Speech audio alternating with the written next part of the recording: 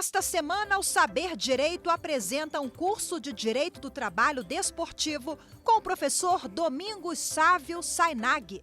Os temas das 5 aulas são a história da legislação desportiva, alterações do contrato de trabalho, jornada, remuneração, duração de trabalho e contrato de formação.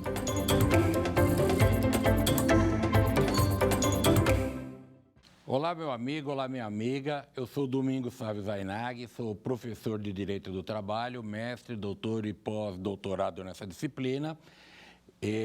Sou membro da Academia Nacional de Direito Desportivo, diretor acadêmico da Sociedade Brasileira de Direito Desportivo. E meu papo com você hoje será o direito do trabalho desportivo. Nós vamos conversar sobre a profissão de atleta, que são aquelas pessoas que não se vestem assim, por exemplo, como advogado, professor, que colocam um equipamento que nós utilizamos nos finais de semana ou durante a semana para até nos divertirmos ou praticarmos uma atividade esportiva para a saúde. Vou conversar com vocês sobre pessoas que se vestem dessa maneira, mas que tiram dessa atividade o seu sustento. Por isso, o direito do trabalho desportivo. Bom, o direito do trabalho é o principal. Muita gente diz direito desportivo do trabalho. Não, é direito do trabalho desportivo, tá ok?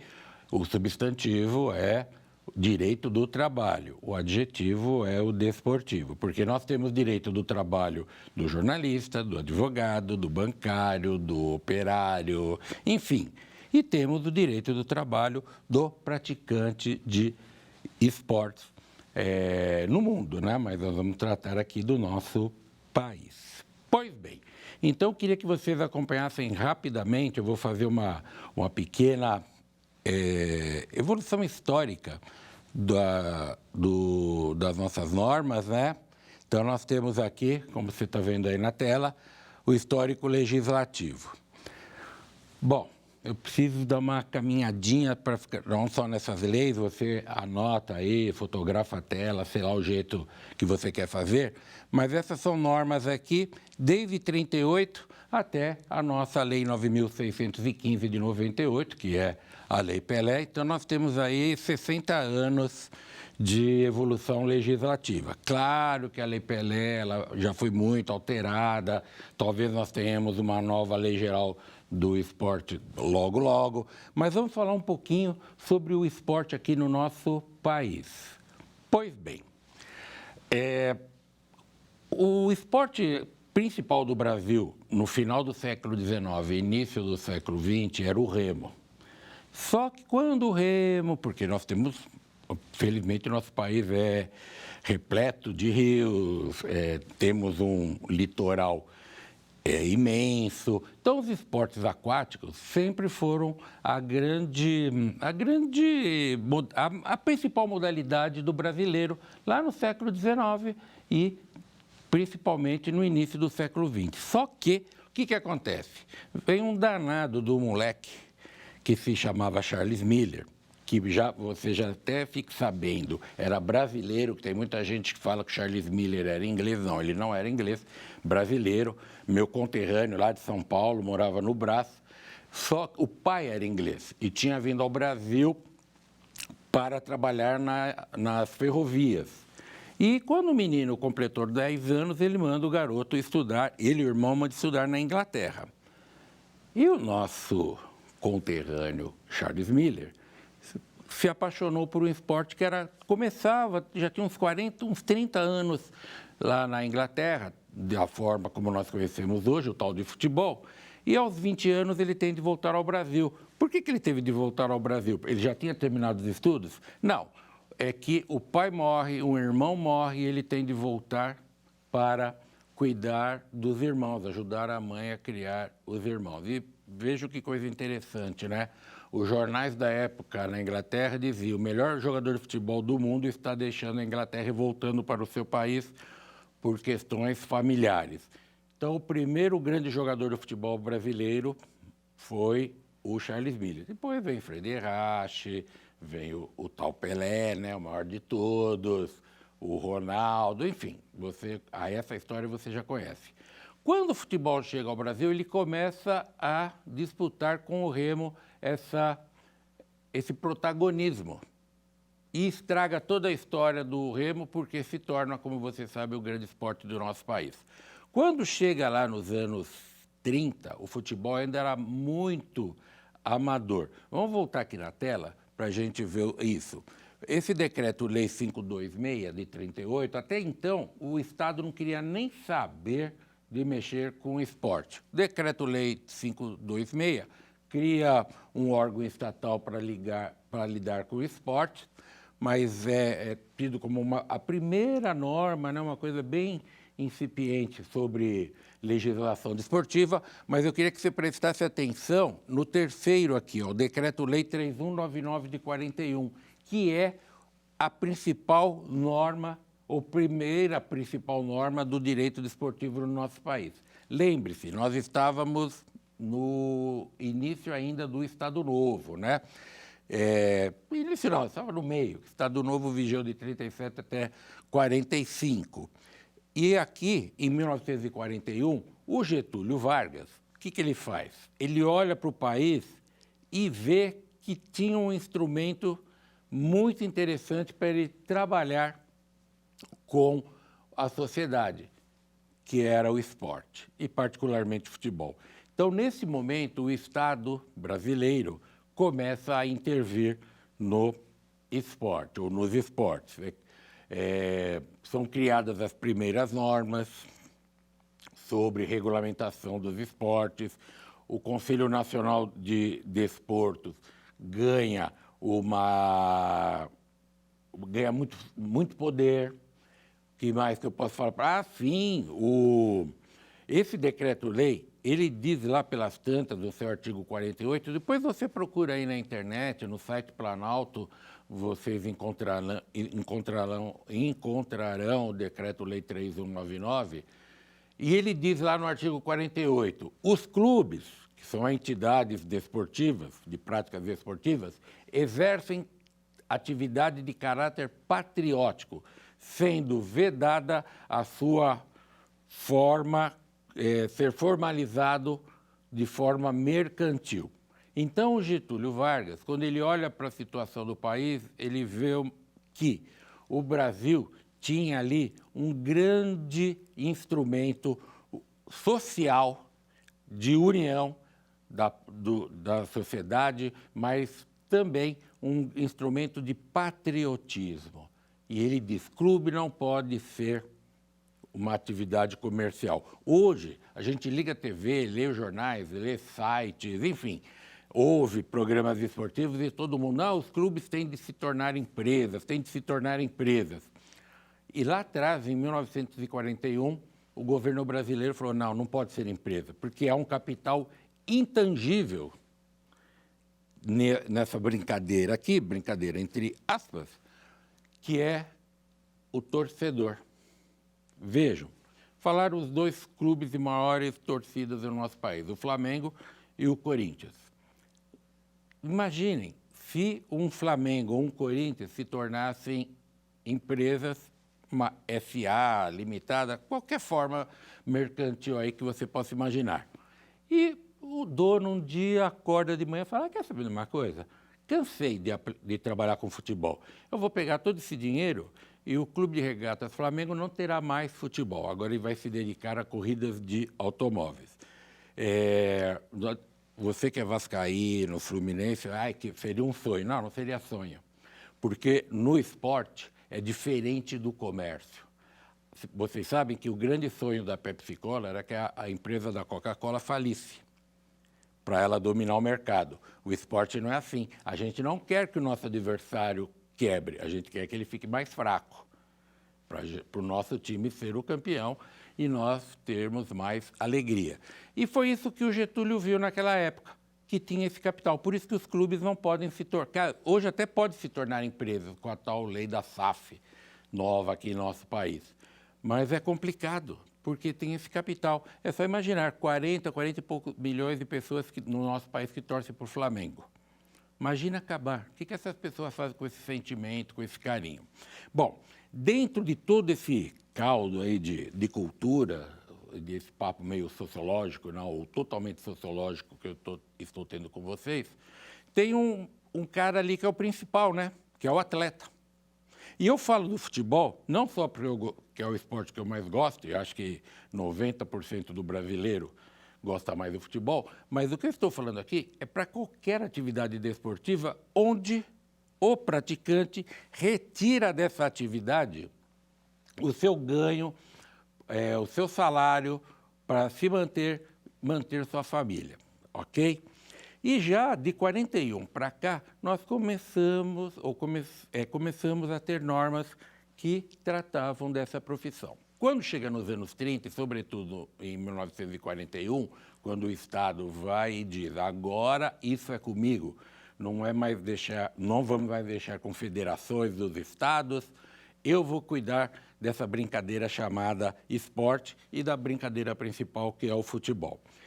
Nesse momento, os atletas já estavam, né, sendo tratados como profissionais. Mas, para vocês terem uma ideia, no início do século XX, quando o futebol chega, porque o futebol chega no Brasil em 1894, e tem um grande boom mesmo, o primeiro grande explosão de pessoas adeptas, como dizem os portugueses, que nós chamamos de torcedores, é ali já na década de 10 do século XX. Mas os jogadores ainda eram tratados como amadores. E não havia nenhum regramento especial. Por isso que os atletas trocavam de clubes. A Copa de 1938, nós falamos muito da Copa de 82, né, que o Brasil teve era o melhor time da época e perdeu. Não falo que é o maior time de todos os tempos, que para mim foi o time de 70, da Copa de 1970.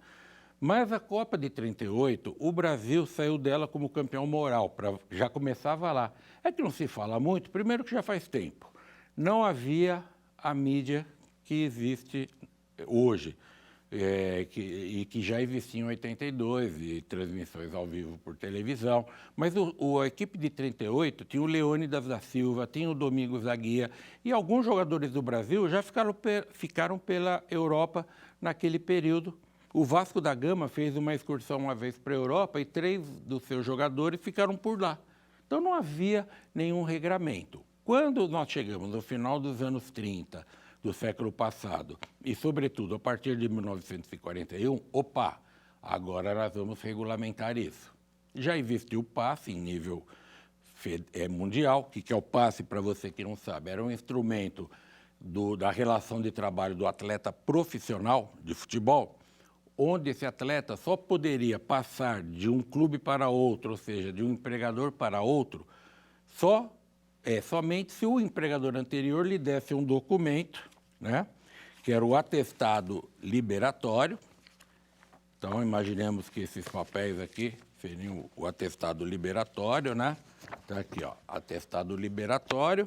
Eu aqui, do Flamengo, né, sou diretor do Flamengo, autorizo o Vasco da Gama a celebrar contrato de trabalho com o Zé da Silva. Isso era o passe. O passe hoje, nós olhamos para o passado e achamos um absurdo. Por quê? Imaginemos que esse papel aqui da minha mão direita é o contrato de trabalho entre clube e atleta, e este é o passe. Terminou o contrato, não existe mais relação laboral, não existe mais relação obrigacional entre clube e atleta. Mas esse documento continuava válido. O que isso quer dizer? O antigo empregador detinha o direito de o atleta, seu ex-empregado, trabalhar ou não em outro clube. Nós olhamos isso hoje, olhos do presente, para situações do passado, achamos um absurdo. Aliás, eu escrevi minha tese de doutorado em 97, a defendi. Depois virou esse livro aqui, hoje é totalmente atualizado, mas foi com esse nome a minha tese de doutorado, Atletas Profissionais de Futebol no Direito do Trabalho. E nesse trabalho eu tratei do passe, porque estava vigendo ainda esse instrumento. E não fiz uma defesa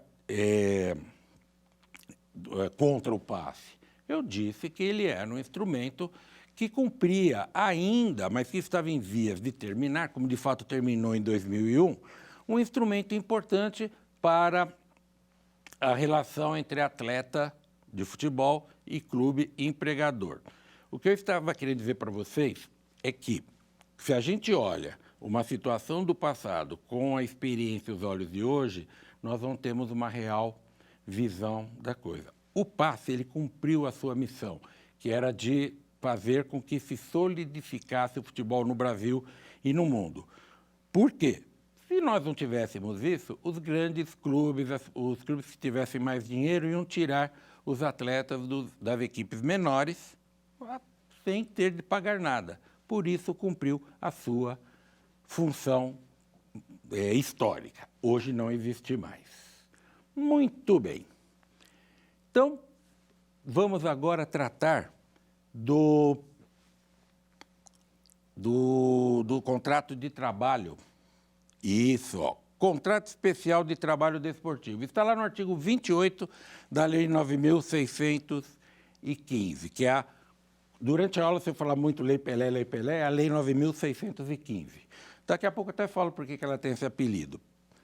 Bom, crítica à denominação. Eu sou um crítico a essa denominação contrato especial de trabalho desportivo. E quem deu essa denominação eu conheci, ele infelizmente não está mais entre nós, mas eu falava, era um grande amigo, o professor Álvaro Melo Filho, a gente em vários congressos, eu para mexer com ele, falava, tá vendo, o Álvaro foi colocar esse termo na lei. E por que eu sou crítico? Porque contrato especial é um contrato diferente, mas a CLT, ela trata das relações especiais de trabalho. Ela tem o geralzão e tem as relações especiais, como bancário, telefonista e outras. Eu entendo que deveria simplesmente ser contrato de trabalho desportivo. Esse especial trouxe para o contrato especial de trabalho uma denominação que parece que é só dele. Nós sabemos que ele não é especial, ele é diferente, é especial no sentido de que não tem as regras gerais. Mas sempre me pareceu uma denominação um pouco arrogante, um pouco pedante, e por isso eu sou contra ela. Mas isso aqui não vai mudar o preço do dólar, o preço da dúzia de ovos, é simplesmente crítica de quem estuda direito em qualquer das suas áreas. A gente sempre tem coisas que gosta e coisas que critica. Eu critico isso. O contrato de trabalho desportivo, ele deve ser formalizado por escrito e tem prazo mínimo de 3 meses, perdão, e de no máximo 5 anos. Isso aqui, meus amigos e minhas amigas, é obrigatório para o trabalho do atleta de futebol. Ok? Obrigatório para o praticante da modalidade de futebol. A própria Lei 9.615, lá no seu final, no artigo 94, ela diz que, dentre outros artigos, o 28, que é o que trata do contrato especial de trabalho desportivo, é obrigatório para a modalidade de futebol e facultativo para as demais modalidades. Pois bem, e por que isso? Por que é só obrigado para o futebol? Porque a FIFA, a Federação Internacional de Futebol Associado, ela determina que assim o seja, porque a FIFA é um órgão extremamente organizado. Sofre muitas críticas da crônica desportiva, muitas vezes críticas não corretas, injustas. E um pouco disso tem do desconhecimento. Não vou dizer que seja por, sei lá, inveja ou coisa parecida, eu não chegaria a esse ponto, mas por desconhecimento. A FIFA é tão importante, que ela tem mais países filiados do que a própria ONU. Não sei se você sabia disso. A última vez que eu dediquei meu tempo, para não dizer perdi meu tempo, mas dediquei meu tempo a fazer essa contagem, a ONU tinha 198 países afiliados e a FIFA tinha 204. Porque a FIFA é um órgão de direito internacional privado. Eu ouço muita gente dizer que a FIFA ela é arrogante porque ela não aceita decisões da justiça brasileira. Pessoal, calma. Você aqui que está comigo, creio que a maioria aí é da área do direito, nós não podemos sair por aí falando bobagens. Como eu também sou cronista esportivo, eu dou um desconto para os cronistas esportivos que não têm a formação jurídica. Mas não é que ela não respeita, é claro que ela respeita. O que ela não respeita é a decisão que queira alcançá-la. Por exemplo, na área trabalhista, a FIFA jamais colocou qualquer impeditivo nas decisões ou de não cumprimento de decisões, salvo casos muito especiais. Mas vou dar um exemplo para vocês, a parte do direito desportivo puro. Nós temos a Constituição da República, lá no artigo 217, ela criou a Justiça Desportiva. Então, nós temos uma justiça constitucional especializada na área do esporte. Você que é juiz, desembargador, ministro, e porventura esteja me assistindo, vai dizer, espera um pouquinho, justiça desportiva não é igual ao poder judiciário. Eu sou juiz, eu prestei concurso, ou fui para os tribunais, ou para o tribunal pelo 5º Constitucional, do MP ou da advocacia. Não é uma justiça atrelada ao poder judiciário, ela é uma justiça administrativa, mas ela está no mesmo nível da justiça do poder judiciário, porque está na Constituição. Então, a FIFA, ela diz que uma decisão de uma justiça desportiva do país de um de seus filiados, ela não pode ser modificada pela justiça comum. Ela aceita, se for regularmente prolatada uma decisão, os membros, no nosso caso, da CBF, têm de cumprir. Se há uma alteração pelo Poder Judiciário, o país corre risco de ser, inclusive, desfiliado. Numa das últimas Copas, se eu não me equivoco, foi a Copa de 2010, a França saiu logo na primeira fase do torneio.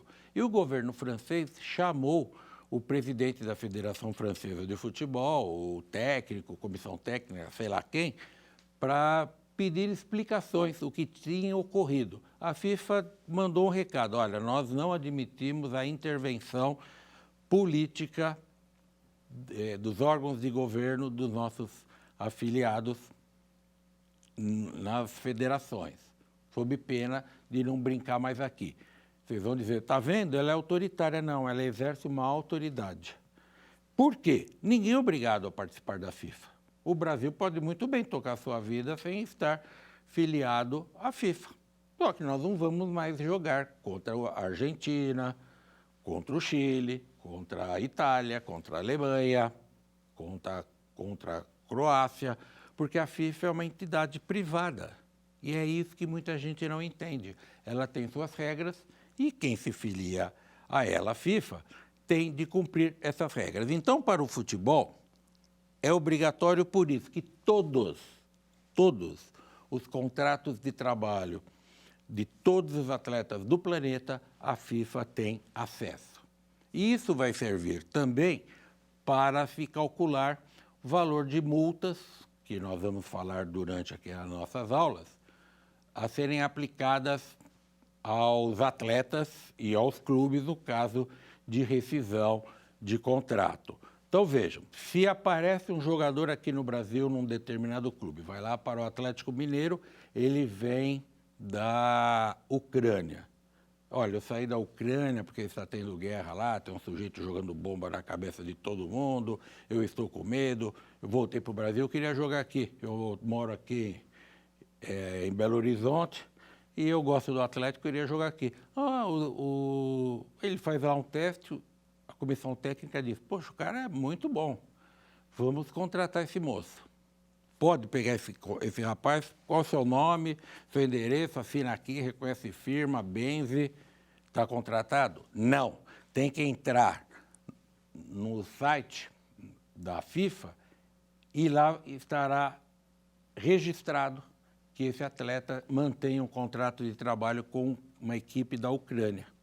Enquanto essa equipe da Ucrânia ou uma outra determinação da FIFA ou da Justiça do Trabalho da Ucrânia, enfim, estou aqui divagando, autorizar que ele seja contratado por um outro clube de qualquer lado do planeta, enquanto não tiver isso, não é dado baixa nesse controle mundial dos contratos de trabalho e ele não pode jogar. Vou contar um caso para vocês que ocorreu, o caso não é pessoal, mas não era um cliente meu. Um ex-aluno do curso de mestrado que eu dou aula até hoje, ele defendeu sua dissertação, fui seu orientador sobre contrato de trabalho desportivo.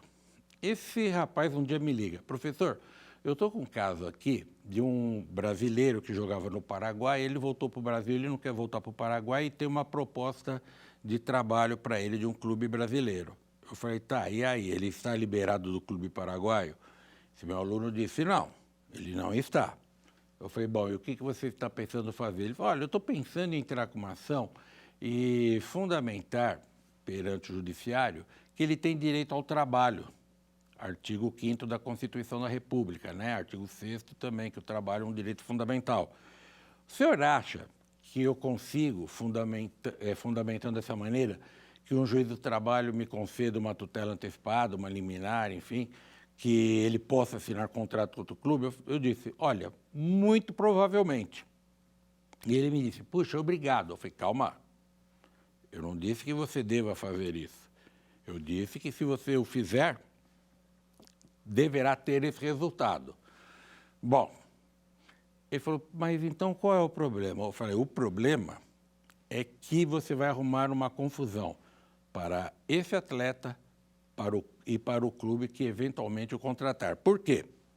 Um juiz dando uma decisão, dizendo que a CBF pode registrar um contrato desse atleta, ainda que ele tenha um contrato vigendo com uma equipe de outro país, naquele caso o Paraguai, a CBF vai fazê-lo, ela tem de cumprir, ela está no Brasil. Ela, sim, CBF, se submete às decisões do nosso Poder Judiciário de qualquer instância e de qualquer ramo aí da divisão do Poder Judiciário do nosso país.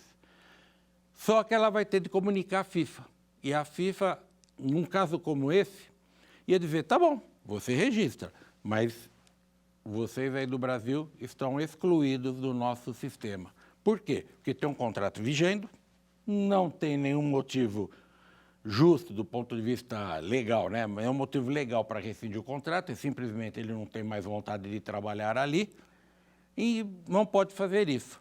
Como você, CBF, tem de cumprir uma ordem, você cumpra, mas não vai participar aqui da nossa brincadeira.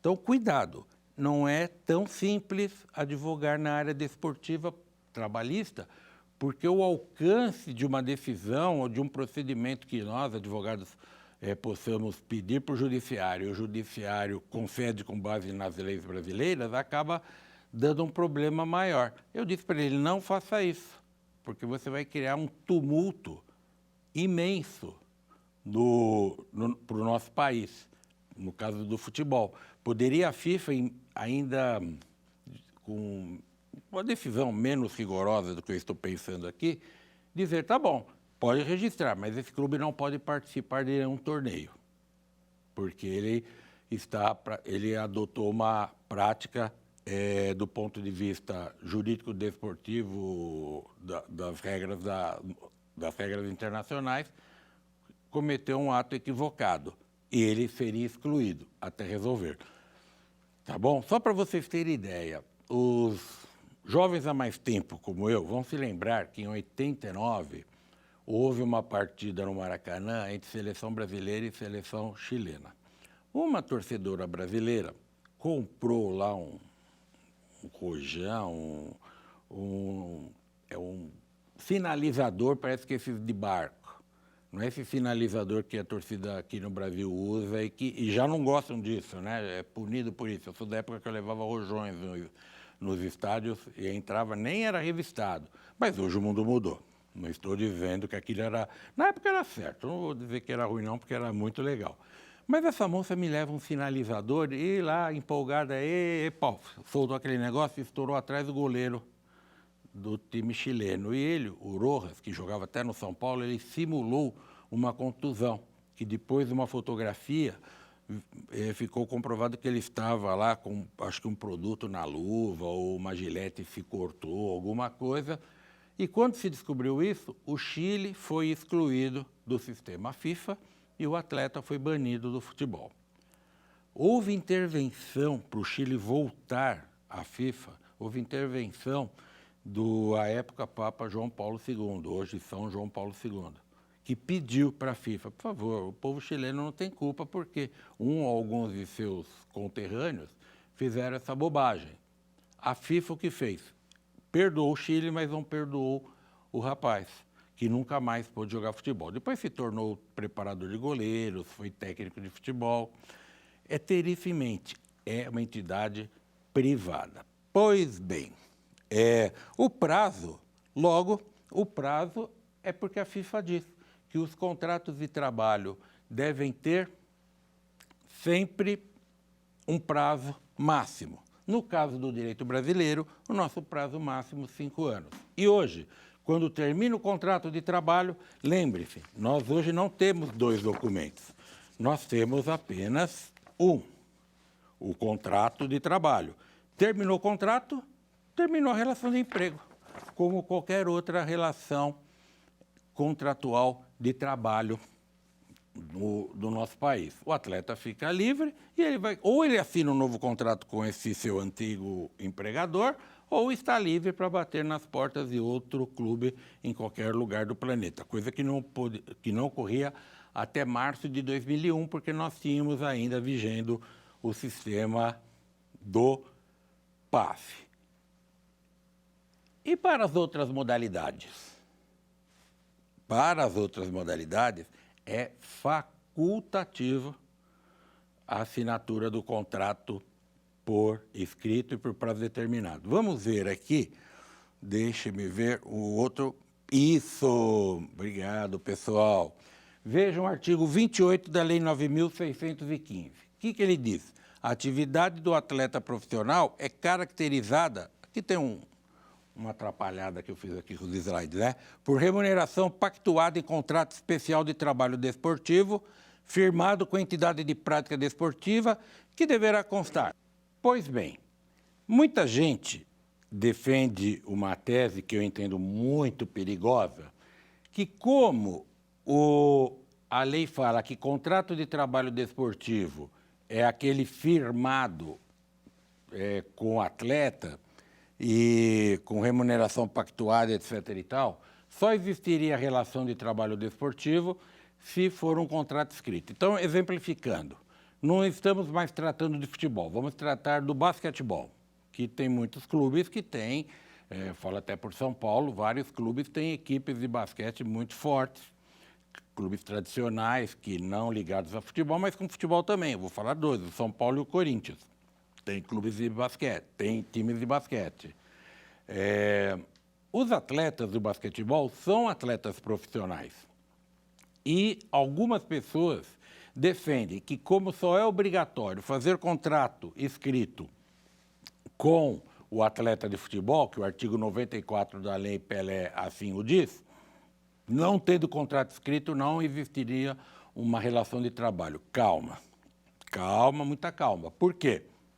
Contrato de trabalho é um contrato realidade. Essa expressão ela foi desenvolvida e muito divulgada durante o século XX, porque vocês sabem, o direito do trabalho é uma produção ou uma criação do século XX. Ele surge com a Revolução Industrial, tanto que a primeira Constituição do mundo a tratar de direito do trabalho foi a Constituição Mexicana de fevereiro de 1917, a famosa Constituição de Querétaro. Então, um direito novo, que tem um pouco mais de 100 anos, né? Pois bem, e essa história do contrato realidade, contrato de trabalho existe independentemente do formalismo. Quando a Lei Pelé diz que tem de ser um contrato formal, até esse formal aqui, se a gente for levar, se nós formos levar muito a ferro e fogo, o contrato de trabalho, quanto à forma, ele pode ser verbal, ele pode ser até tácito. Eu posso chegar aqui na TV Justiça todos os dias, 8 horas da manhã, vir para esse estúdio e começar a gravar aula. Não falei com ninguém. Não falei com o rapaz que está aqui, nem com o diretor, nem com as meninas da parte administrativa. Eu chego todo dia aqui, oi, tudo bem? Eles ligam a câmera, não estou sabendo de nada, eu vou gravando aulas, e a TV começa a transmitir, até que um dia eu entro com uma ação dizendo, olha, eu ia todos os dias na TV Justiça, dava aulas, cumpria horário, cumpria as regras, né? O pessoal fica aqui falando, olha para cá, vira para ali, faz não sei o quê. E não me pagaram. Aí vai chegar a reclamação aqui, vão perguntar, mas quem contratou esse cara para trabalhar aqui? Não sei, eu não fui. O Elias vai falar, não fui eu. O Guilherme lá, que é o diretor aqui do programa, fala, eu também não. E existe um contrato de trabalho, no meu exemplo, tá? Não fiquem preocupados que eu não vou mover ação alguma. Então, vejam, há um equívoco que a Justiça do Trabalho, se vocês forem procurar julgados, inclusive aqui do Tribunal Superior do Trabalho, que decidem no sentido de que há o contrato de trabalho do praticante de futsal, do praticante de basquete. Eu sou presidente de uma comissão disciplinar da Federação Paulista de Handebol. E eu tenho toda essa discussão durante o julgamento, porque não é o que nós estamos aqui a falar hoje, né, do direito desportivo puro, mas o Código Brasileiro de Justiça Desportiva, né, o CBJD, ele determina que quando a modalidade não é profissional, as penas são pela metade. E lá eu discuto com os meus pares na comissão disciplinar do tribunal. Gente, pelo amor de Deus, não é porque eles não têm contrato formal aqui com a entidade, com o time que está lá, o clube que está lá sendo julgado, que ele é amador, ele é profissional. Até porque nem existe amador na lei, existe não profissional ou profissional. Então, a existência do contrato escrito para as demais modalidades não é requisito essencial para a gente reconhecer se há ou não um contrato de trabalho. Contrato de trabalho, ele existe. Eu vou mais longe. Entendo até que exista contrato de trabalho para o futebol, ou melhor, exista relação de trabalho para o futebol, ainda que nós não tenhamos um contrato de trabalho escrito. Aí deu nó na sua cabeça, né? Mas vamos lá, vamos imaginar. Eu sou jogador de futebol, estou contratado pelo Brasiliense. Termino o meu contrato de trabalho e no meio de uma temporada. E o técnico, a comissão técnica, ela vai dizer o seguinte, olha, nós não precisamos de você, o campeonato já está no final, só vamos cumprir tabela. A gente vai pensar se vai te contratar para o próximo torneio. Ah, tá bom, que começa daqui a 3 meses. Tá, mas eu continuo treinando, eu acompanho o time, a equipe, nos últimos jogos do campeonato que esteja participando, cumpro as ordens lá do meu treinador. Alguém vai poder dizer que não existe contrato de trabalho? Porque o contrato de trabalho, o formal, que fala aqui na lei, é simplesmente para o registro na CBF em razão de atendimento a normas internacionais. Tá certo? Então, para o direito do trabalho, existe contrato de trabalho, ainda que verbal. Os efeitos desportivos são uma outra situação que não interessa neste momento para o que eu estou aqui conversando com vocês. Pode existir contrato de trabalho desportivo, ainda que não tenha sido feito da forma escrita. Para as outras modalidades que não futebol, a coisa funciona assim.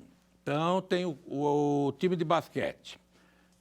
O time de basquete contrata o atleta, pega a carteira de trabalho e anota. Contratado em tal data, função, atleta profissional de basquetebol, remuneração tal, data tal. Assino aquilo. Essa é uma relação entre o atleta do basquetebol e o clube que tem equipe de basquetebol. Para esse atleta poder disputar, digamos, o Campeonato Brasiliense de Basquetebol, não sei se tem, mas deve ter, este clube, do meu exemplo, vai pegar uma ficha ou vai fazer no computador a relação dos atletas que irão participar daquele campeonato. A federação não precisa saber se esse atleta tem contrato, se está registrado, se a empresa está fazendo tudo certinho, a empresa não, o clube, diferentemente do futebol, porque o futebol, o atleta de futebol só terá condição de jogo, que são os tais aí direitos federativos, só terá condição de jogo quando o contrato de trabalho for registrado na Federação Estadual e na Confederação Brasileira de Futebol. Você já deve ter ouvido falar, né, quem acompanha futebol, o seu clube contratou um grande jogador. Aí você fica ali, os garotos sabem do que eu estou falando, os mais jovens.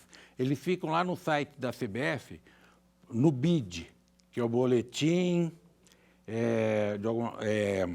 de inscrição diária, alguma coisa assim. O BID sai no computador, que o atleta já está registrado como empregado daquele clube, ou como atleta daquele clube. Ele poderá jogar. No caso das outras modalidades, não tem de se registrar o contrato na federação.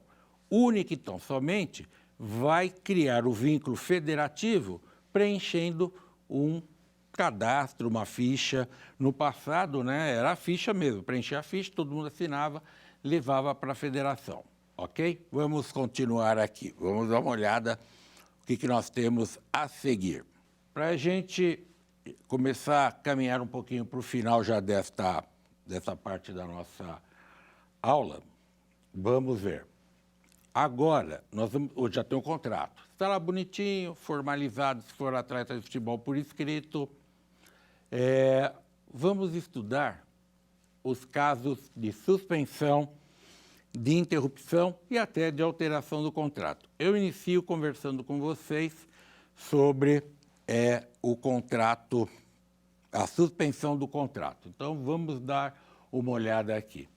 O contrato de trabalho geral, ele fica suspenso quando? Quando o empregado não trabalha e o empregador não tem obrigação de pagar salários e o tempo de serviço não é computado como tal. Pois bem, vou fazer uma rápida explicação sobre a diferença de suspensão e de interrupção. A legislação brasileira, ela adotou, diferentemente do que ocorre no mundo inteiro, ou a grande parte do mundo, que trata da suspensão geral e a suspensão parcial. O legislador brasileiro, isso já vem desde a CLT, desde o seu início, lá em 43, ele diz que a suspensão geral é chamada de suspensão e a suspensão parcial é chamada de interrupção, tá? A bem da verdade, ou suspenso ou interrompido, o contrato de trabalho, ele está vigendo, que é um equívoco que muita gente comete, tá? Muita gente fala, o contrato está suspenso, é como se não existisse. Não, ele existe, alguns dos seus efeitos continuam em pleno vigor. Então, imaginemos, o empregado está afastado, o empregado geral, ele está afastado do ambiente de trabalho, ou não está trabalhando, não está recebendo, porque eles têm lá uma enfermidade que o fez ficar afastado por algum tempo da empresa. Então, ele está recebendo da Previdência Social, ele já está afastado há mais de um ano, e um belo dia ele resolve ir na empresa para matar a saudade, bater um papo com os colegas de trabalho, e tem lá um desafeto dele, o chefe, né? Ele pensa assim, bom, eu não estou trabalhando, então esse cara hoje não manda em mim. Ele chega na frente de todo mundo e dá um tapa no rosto do seu chefe. Esqueça a parte penal que essa atitude possa gerar. Vamos pensar nos efeitos trabalhistas. Esse empregado cometeu justa causa, ainda que o contrato estivesse suspenso. A empresa, durante o contrato suspenso, tem de continuar pagando lá a parte que lhe cabe na assistência médica que o empregado tem direito. Ela não pode, não vou pagar, você não está trabalhando, pague do seu bolso. Então, o contrato vige. Vamos pensar aqui no caso do atleta profissional. Hipóteses de suspensão. As previstas na legislação geral. Então, como eu acabei de falar, doença, acidente do trabalho, licença... não, paternidade já não é. Enfim, qualquer licença, qualquer situação em que o empregado não trabalha e o empregador não tem de pagar salário. Vamos ficar nessas duas comuns, né, que é a doença ou o acidente, o afastamento por acidente. Aí, porque, neste caso, afastamento por acidente, nós temos uma particularidade aqui. Primeiro, a doutrina, ela se divide muito, entende que o afastamento por acidente é interrupção, que é até o meu caso no meu livro Curso de Legislação Social, que nas primeiras edições eu dizia que era suspensão, e depois, estudando, já está na 15ª, eu falo que é interrupção. Mas vamos imaginar a suspensão, porque o atleta, ele diz que não está bem de cabeça, ele precisa um tempo para ele suspende o contrato de comum acordo com o empregador, vai resolver a sua situação lá familiar, digamos, de saúde de um ente querido, ele não quer jogar durante o tempo, né? Mas vamos ver aqui no caso do atleta profissional. Antes de entrar numa justa causa, não, numa suspensão própria, eu quero tratar com vocês da suspensão do atleta no caso de doença. Ele não se machucou, né? Não é um afastamento por acidente ou por doença profissional, porque o atleta, quando ele se afasta por um acidente durante a partida que ele quebra a perna, ou ele tem uma contusão até nos treinos e fica afastado, neste caso, o atleta ele tem o contrato interrompido, vou deixar mais como interrompido, mas vamos pensar no caso de doença. Ele tem uma doença que não tem nada a ver com o seu contrato de trabalho. Vamos imaginar uma depressão. Tá? Estou imaginando que estou lembrando de um determinado jogador que ocorreu isso com ele no passado. Ele não está bem, ele não tem condições de jogar, ele não tem vontade de jogar, ele está enfermo, né? Está doente, e ele se afasta. Digamos que esse atleta tem um salário de 500 mil por mês. O que acontece com um trabalhador comum quando ele se afasta por doença? Suspende-se o contrato e ele vai receber da Previdência. Se não tiver convenção coletiva que obrigue o empregador a complementar esse pagamento, ele vai receber pelo teto da Previdência, né? O máximo, vai receber da Previdência e, no máximo, o teto, que está em torno de R$6 mil hoje. Tá? Então, para o atleta é a mesma coisa, em muitos clubes. Então, você que pensa em ser advogado, advogada de clube, saiba disso, vai dizer para o empregador, olha, esse cara ganha 100 mil por mês, mas como ele se afastou por conta da sua saúde, tem lá qualquer outra enfermidade não ligada ao esporte, o clube não tem de complementar os salários. Esse atleta vai receber pelo teto da Previdência. E o que a gente vê na prática? Sobretudo nos clubes maiores, onde os atletas têm um salário mais elevado. Se acontece isso, os clubes pagam, né? E não seria para pagar. Não estou dizendo que não deva pagar, mas juridicamente não é para pagar. Muda de figura quando a gente trata da interrupção, mas isso vai ser conversa para outra aula, que hoje eu vou parar daqui a pouco por aqui. Vamos ver o caso da suspensão que é típica do contrato de trabalho. Vou contar uma história para vocês.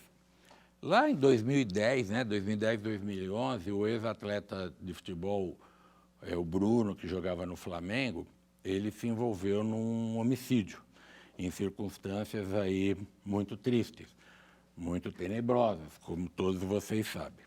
Quando ele foi preso, antes então do julgamento, se discutiu muito se o Flamengo poderia rescindir o seu contrato. E aqui eu vou contar uma coisa pessoal para vocês. Eu coordenava um curso de pós-graduação em Direito do Trabalho no interior de São Paulo, e no sábado daquela semana que ele foi preso, eu estou até lembrando aqui daquela cena que ele sai do carro já com a roupa de polícia, com o carro, com a roupa de detento, e ele estava altivo, né?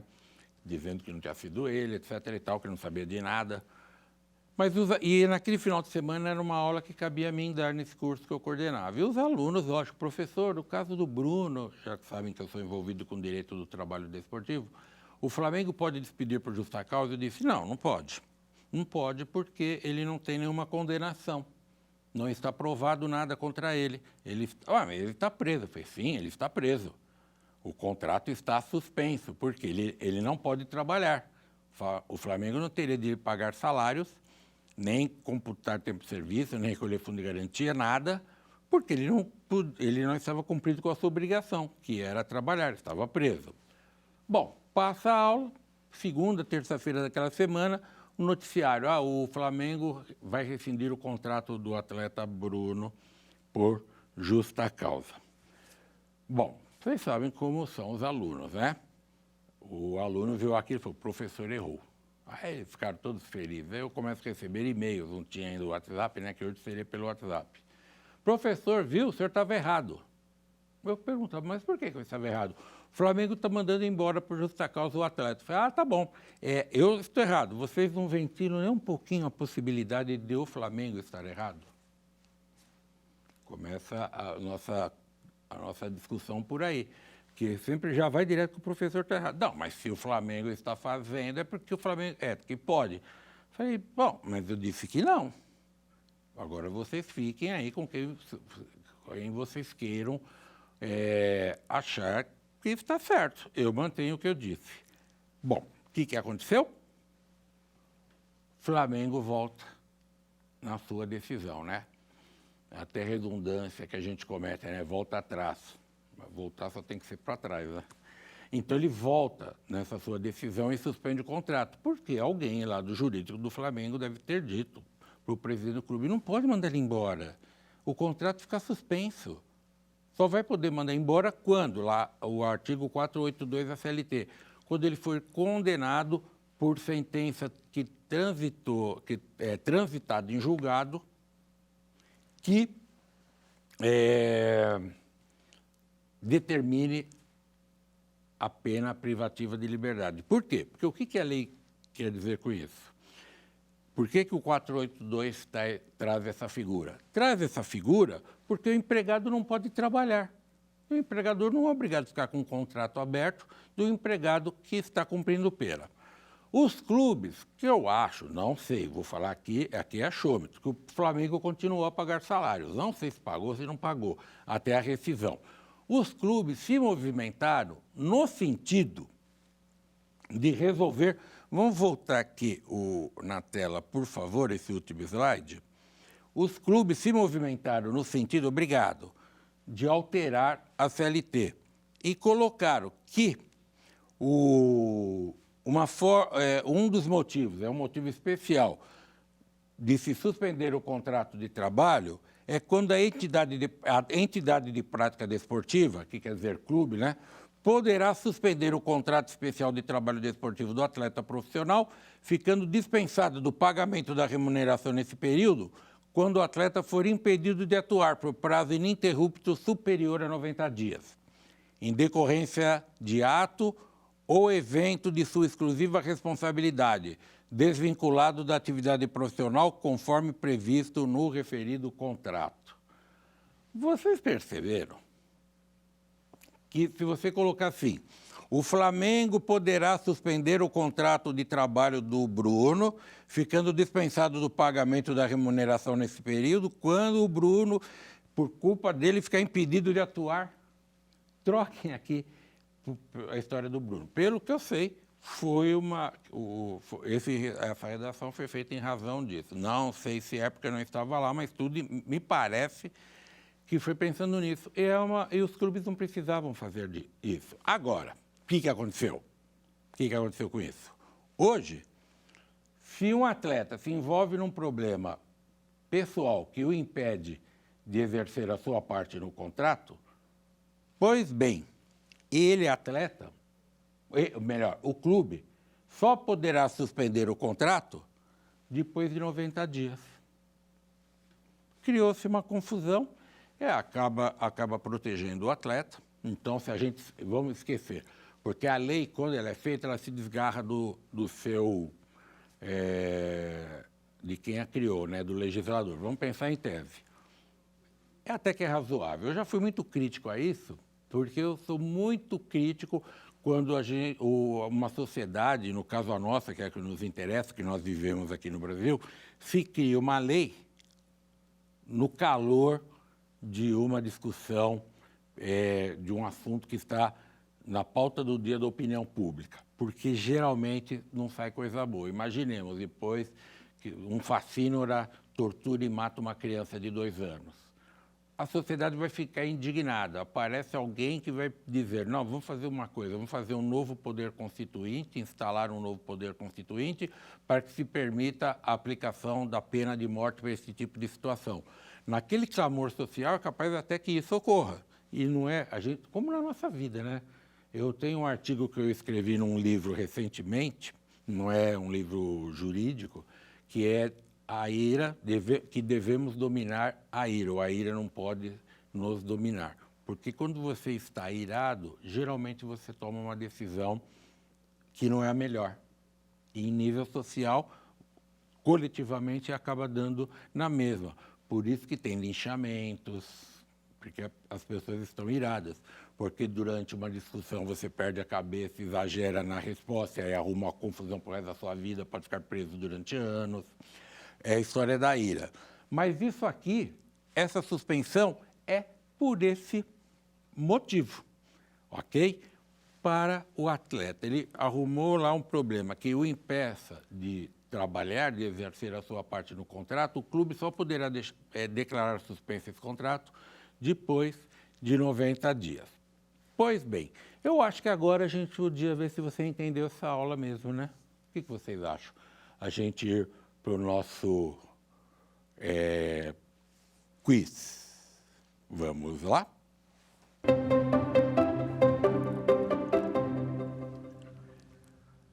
E aí? E aí, pessoal? O que vocês acham? Nós estudamos aqui, né? Se você não foi lá no banheiro, não foi assaltar a geladeira durante a aula, sem olhar nada aí, qual é a resposta melhor? Qual é o primeiro texto legislativo importante sobre direito desportivo no Brasil? Foi a Constituição de 37, a que instituiu o Estado Novo? Será que foi o Decreto-Lei 3.199 de 41, que criou regras gerais do desporto?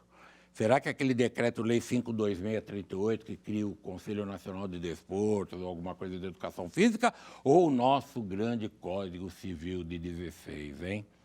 Vamos lá, dou-lhe uma, dou-lhe duas. Vamos lá, vamos ver o que você respondeu, vamos ver o certo? Aê! Acertou? Parabéns! Pode ir lá na geladeira e pegar aquele iogurte desnatado e comê-lo agora, que é isso, o Decreto-Lei 3.199, que foi criado ali já no meio do período do Estado Novo, onde o Getúlio Vargas olha para aquela situação. Getúlio, lembre-se, tinha criado todos os direitos trabalhistas, né? Justiça do Trabalho lá, administrativa em 32, a Carta de 34 já traz direitos trabalhistas, coloca na Constituição de 37, que ademais, né?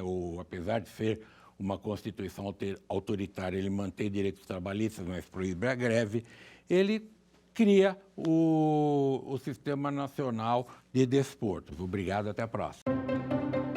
Quer dar alguma sugestão de tema para os cursos do Saber Direito? Mande um e-mail para a gente, saberdireito@stf.jus.br, ou entre em contato pelo WhatsApp.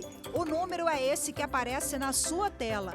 Você também pode estudar pela internet. Acesse o nosso site tvjustiça.jus.br ou pode rever as aulas no canal do YouTube TV Justiça Oficial.